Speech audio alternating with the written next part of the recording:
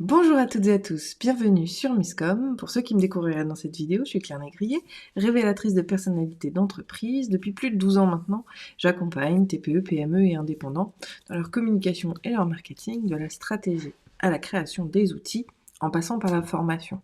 Le principe, c'est simplement que vous puissiez être unique sur votre marché pour faire la différence, pour attirer les clients que vous souhaitez avoir, et puis pour pérenniser tout simplement votre entreprise.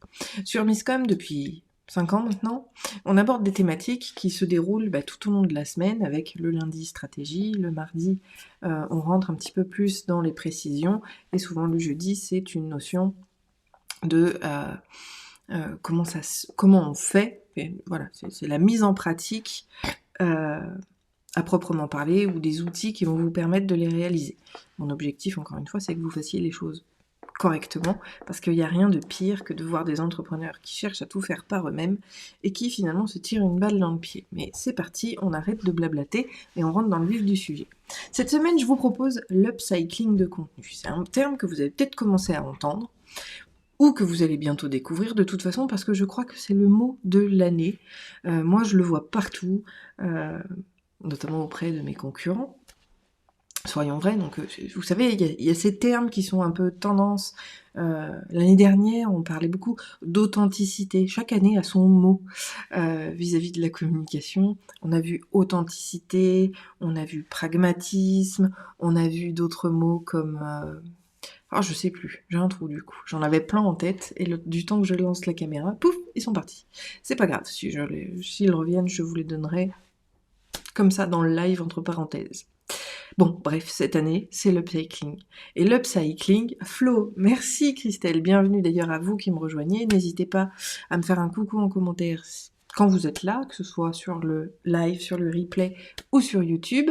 D'ailleurs, je vous invite pour Facebook à mettre hashtag live ou hashtag replay en fonction de votre situation. Ça va me permettre de faire un petit peu quelques analyses sur qui me voit quand.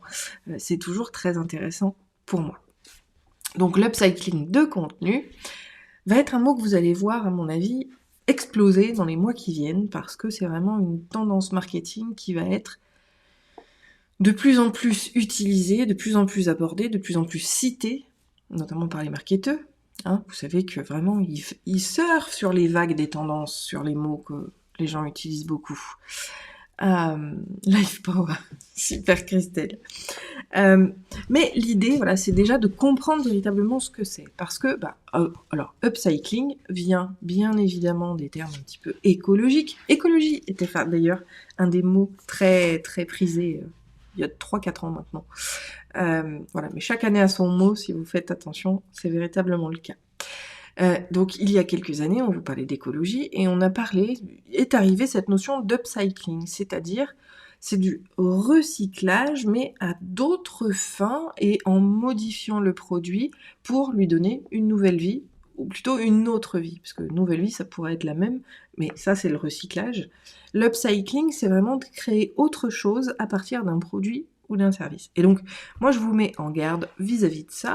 L'upcycling, clairement, ce n'est pas de republier un vieil article, non. Là, on est dans du recycling tout simple, du recyclage à proprement parler, et pas du tout dans l'upcycling.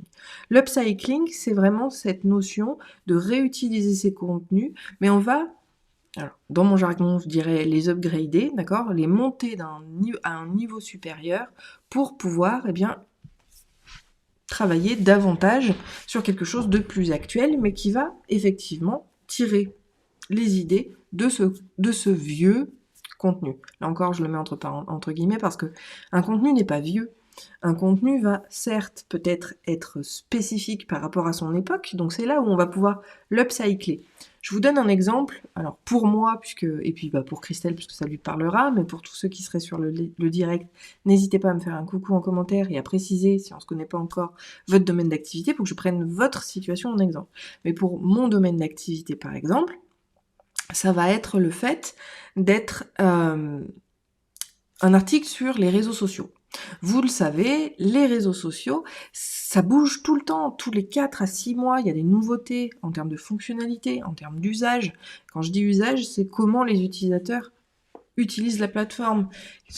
On va aussi au-delà, c'est-à-dire qu'est-ce que les gens attendent. Alors c'est un peu sur les attitudes, mais c'est au-delà des attitudes, c'est-à-dire que c'est vraiment qu'est-ce qu'ils vont rechercher. Au début, on pouvait rechercher, je sais pas, un prestataire, puis finalement on veut une solution, et puis après on veut des techniques. Vous voyez, on évolue sur les fameux curseurs dont on parle depuis 3 semaines maintenant sur Misscom. C'est vraiment cette notion de perception qui va être très très importante. Et donc l'upcycling va être de reprendre mon contenu sur les réseaux sociaux et d'en faire effectivement de nouveaux contenus avec une mise à jour. Donc concrètement, et encore une fois, je vous prends un exemple le plus simple possible que j'espère vous comprendrez. Je parle de la stratégie social media dans un article, je vais réutiliser ce contenu-là pour peut-être digresser en parlant les nouveaux réseaux sociaux de 2022. Comment communiquer sur les réseaux sociaux en 2022 ? Il y a comment communiquer sur les réseaux, qui sera toujours d'actualité, mais on va effectivement monter d'un cran et retravailler ce contenu-là pour avoir quelque chose de plus pertinent. Alors l'upcycling, ça ne veut pas dire qu'il faut donner encore plus, ce que je vous vois venir. Ça va être vraiment de lui donner un ton supplémentaire, un niveau supplémentaire, mais fait autrement. Ça ne veut pas dire qu'il faut encore donner quelque chose qui pouvait être éventuellement payant avant et qu'on transformerait en gratuit. Non, c'est pas ça l'upcycling de contenu. L'upcycling de contenu, c'est vraiment le fait de créer quelque chose de nouveau à partir de quelque chose d'ancien. Oui, ça me parle, je republie mes anciens articles. Alors, encore une fois, Christelle, on peut republier, mais ça c'est du recyclage, c'est pas de l'upcycling. L'upcycling, c'est vraiment de créer quelque chose de nouveau à partir de quelque chose, d'un thème qu'on a fait avant, anciennement, parce que ça a tout son sens et tout son intérêt vis-à-vis des attentes des consommateurs, vis-à-vis de tout ça, mais justement, c'est ce qu'on verra dans la prochaine vidéo, vis-à-vis de comment est-ce qu'on upcycle ces contenus. Ce sera la thématique de mardi. En attendant, l'upcycling de contenu, qu'est-ce que c'est ? Encore une fois, c'est le fait de réutiliser ces contenus, des contenus passés, qui sont pas forcément au goût du jour aujourd'hui, même si la base reste effective. Le but, je vous rappelle, c'est quand même d'écrire sur des sujets dits evergreen, donc traduction de l'anglais toujours vert qui parlait donc dans le domaine de l'agriculture, des choses qui ne périssent jamais.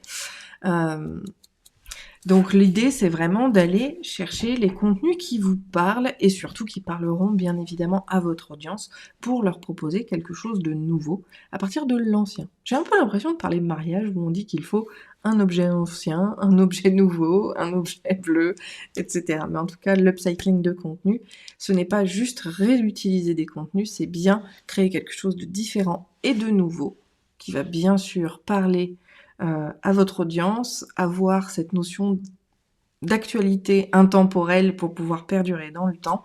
Et on voit la suite tout bientôt. Je vous souhaite une très bonne journée, un très bon appétit. Bye bye.